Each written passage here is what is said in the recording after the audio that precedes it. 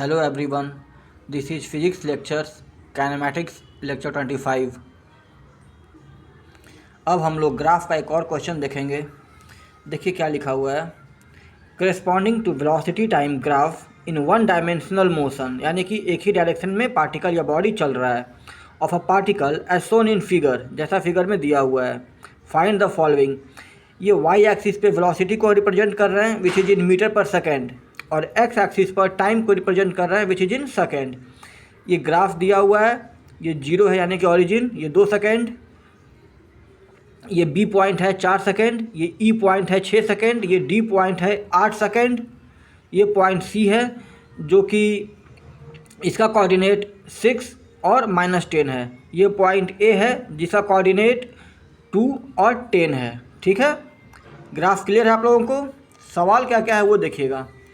पहला है average velocity between 0 second and 4 second, वो निकालना है। दूसरा सवाल है average acceleration between 1 second and 4 second और एंड 0 to 1 सेकेंड।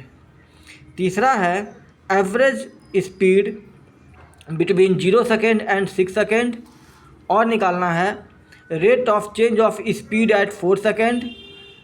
अगला सवाल है नेट डिस्टेंस कितना है वो निकालना है, और नेक्स्ट है नेट डिस्प्लेसमेंट कितना है।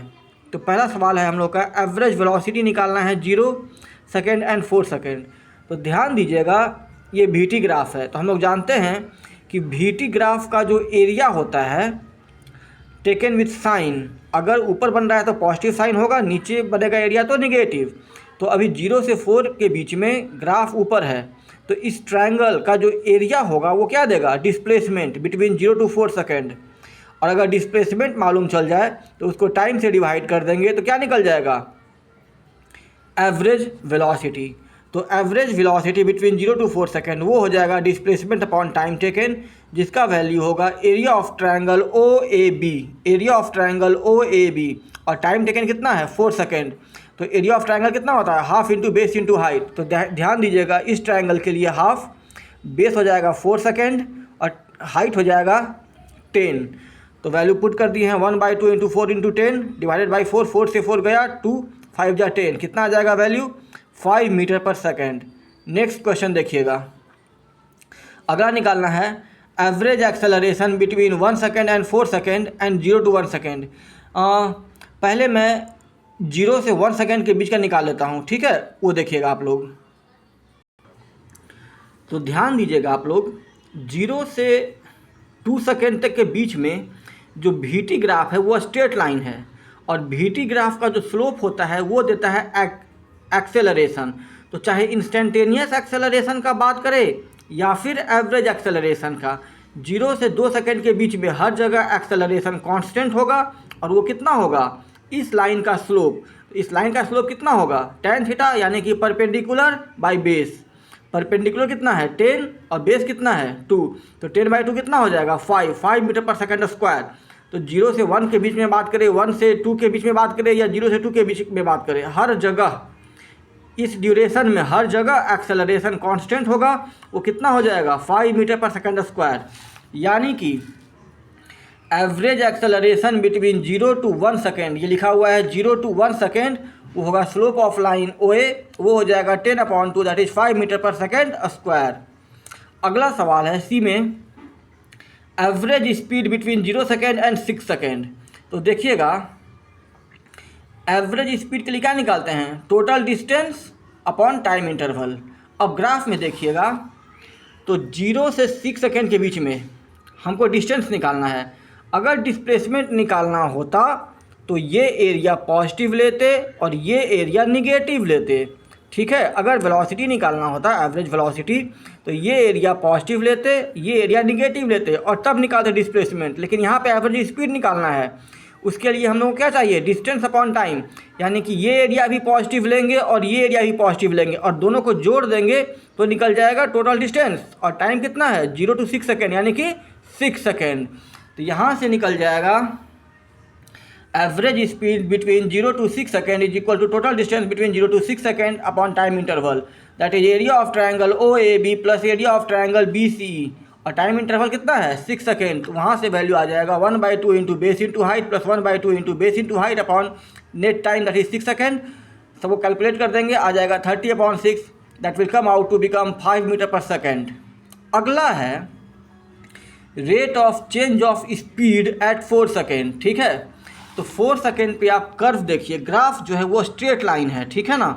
तो इसका जो स्लोप होगा वही क्या देगा, एक्सेलरेशन, क्योंकि 4 सेकेंड पे भी ये लाइन का कहीं पे कुछ यहाँ पे मूव नहीं किया है। ठीक है, तो 4 सेकेंड पे इसका स्लोप कितना हो जाएगा, चाहे हम इसका स्लोप निकाल लें या इसका स्लोप निकाल लें, दोनों केस में जो वैल्यू आएगा न्यूमेरिकल वैल्यू वो हो जाएगा कितना 10/2 that is 5 metre per second square. ठीक है, तो हम लोग बोल रहे हैं कि rate of change of speed जो होगा वो क्या होगा, एक्सेलरेशन का मैग्नीट्यूड।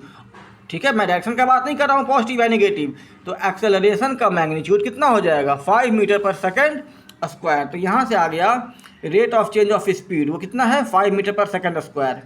नेक्स्ट है एवरेज, जो बी का सेकेंड पार्ट था, जो यहाँ पे बी का जो पहला पार्ट था वो बता रहा हूँ मैं, वो क्या निकालना है, average acceleration between 1 second and 4 second. तो ध्यान दीजिएगा, मुझे निकालना है average acceleration between 1 second and 4 second.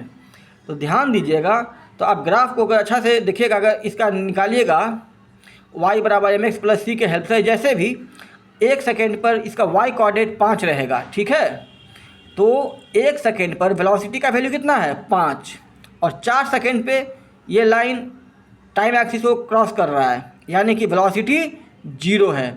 और एवरेज एक्सेलरेशन का वैल्यू होता है final velocity minus initial velocity upon time taken. तो 1 सेकेंड पे 5 है, 4 सेकेंड पे 0 है, और टाइम इंटरवल बिटवीन 1 to 4 कितना है 3 सेकेंड। तो यहाँ से निकल जाएगा average acceleration between 1 to 4 second, वो क्या हो जाएगा final velocity minus initial velocity upon delta T, यानी कि 0 - 5/3 that is -5/3 metre per second square. अगला सवाल है नेट डिस्टेंस। तो क्या करेंगे हम लोग नेट डिस्टेंस के लिए, दोनों ट्रायंगल के एरिया को पॉजिटिव लेके जोड़ देंगे। ठीक है, तो 1/2 into base into height, 1/2 into base into height आ जाएगा 40 मीटर।